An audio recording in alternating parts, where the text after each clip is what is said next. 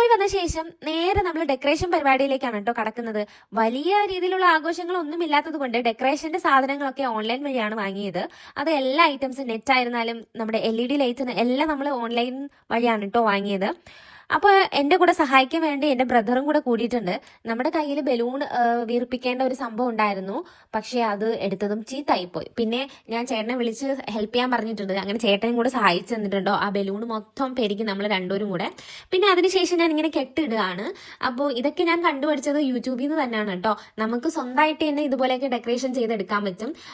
പുറത്ത് കൊടുക്കണേക്കാട്ടും സിമ്പിളായിട്ടൊക്കെ ചെയ്യുമ്പോൾ നമുക്ക് തന്നെ ചെയ്തെടുക്കാൻ പറ്റും കേട്ടോ. അങ്ങനെ ഞാൻ ഓരോ അറേഞ്ച് ചെയ്ത് വെക്കുകയാണ് ബലൂണും.